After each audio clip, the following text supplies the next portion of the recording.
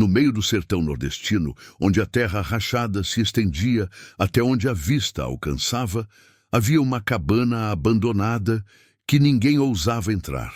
Os moradores da região contavam histórias sobre aquele lugar, cada uma mais assustadora que a outra. Diziam que gritos eram ouvidos à noite, que sombras se moviam pelas janelas quebradas e que quem entrava nunca mais era o mesmo.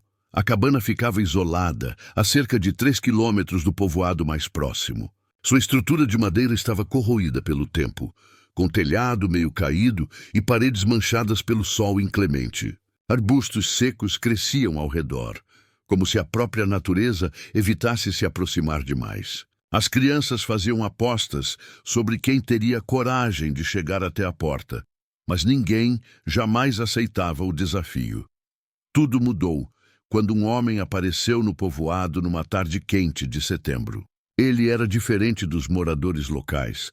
Tinha sotaque do sul, roupas de cidade e carregava apenas uma mochila nas costas. Apresentou-se como Miguel, um pesquisador de histórias folclóricas que viajava pelo interior do Brasil, documentando lendas e lugares abandonados.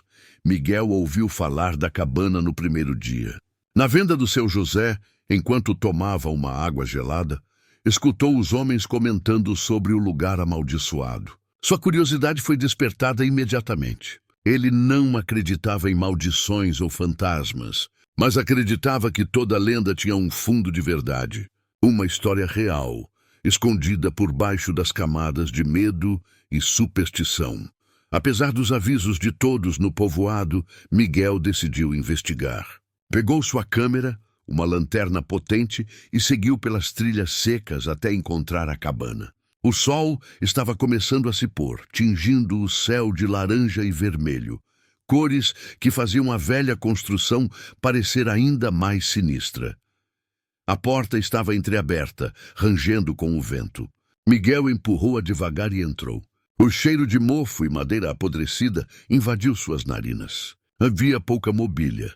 Uma cadeira quebrada, restos do que parecia ter sido uma mesa e teias de aranha por todos os cantos.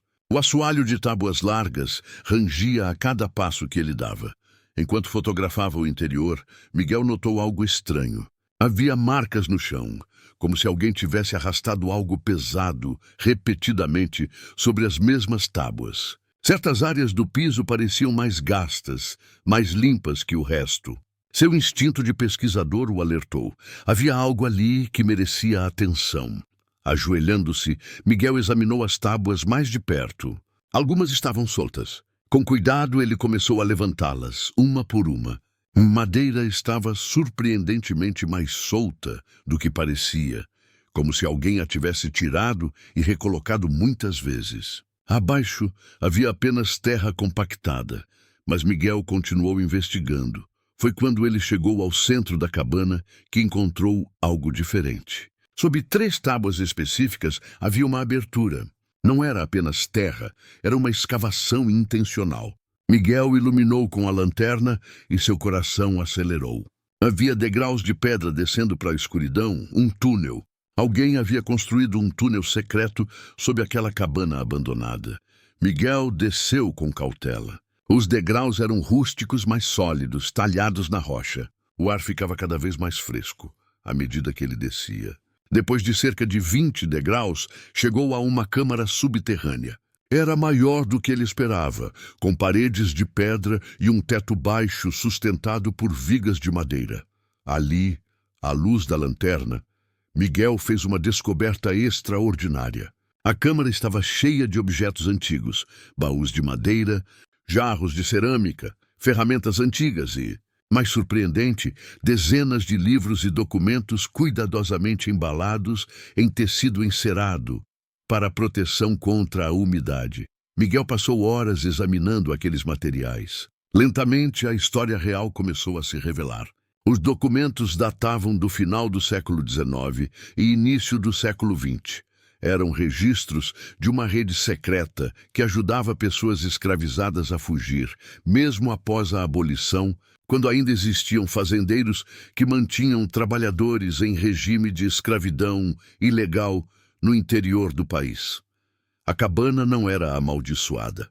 Era um ponto de passagem, um abrigo secreto. O túnel conectava a cabana a outro ponto mais distante, provavelmente próximo a um rio ou caminho seguro.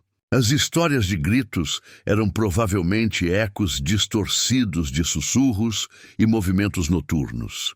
As sombras nas janelas eram pessoas se escondendo, aguardando o momento certo para continuar sua jornada rumo à liberdade.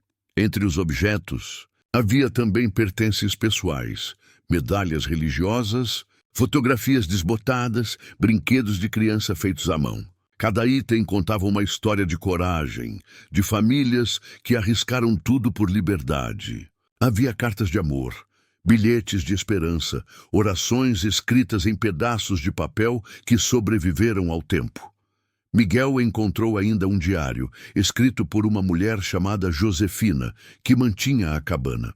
Ela registrava cada grupo que passava, rezava por sua segurança e documentava os riscos que corria para ajudar aquelas pessoas. As últimas entradas do diário eram de 1918, quando Josefina escreveu que estava doente e temia não poder continuar o trabalho. No dia seguinte, Miguel retornou ao povoado com alguns documentos e fotografias. Reuniu os moradores e contou o que havia descoberto. O silêncio inicial deu lugar a um misto de emoção e orgulho. Alguns dos mais velhos lembraram de histórias contadas por seus avós sobre uma mulher bondosa que ajudava viajantes noturnos, mas nunca souberam os detalhes. A cabana não era um lugar de medo, mas de heroísmo. A maldição que todos temiam era, na verdade, um escudo criado pelo tempo e pela imaginação para proteger um segredo precioso. Aqueles que haviam criado as histórias de terror, consciente ou inconscientemente, estavam guardando a memória de atos de resistência e compaixão. Miguel organizou uma exposição com os achados, trabalhando com museus e universidades para preservar adequadamente os materiais. A cabana foi restaurada e transformada em um memorial, um lugar de educação e lembrança. Escolas começaram a visitar o local, e as histórias de terror foram substituídas por histórias de coragem. O que começou como uma lenda assustadora revelou-se um capítulo importante da história local. A descoberta de Miguel ensinou a todos uma lição valiosa. Por trás do medo e da superstição, muitas vezes existe uma verdade que merece ser conhecida e honrada. A cabana no sertão não guardava espíritos malignos, mas sim os ecos de espíritos indomáveis que lutaram pela liberdade. E agora, finalmente, sua história podia ser contada. Suas vozes podiam ser ouvidas e seu legado podia inspirar novas gerações a nunca desistir da justiça e da dignidade humana. Às vezes, os lugares mais assustadores guardam as histórias mais bonitas.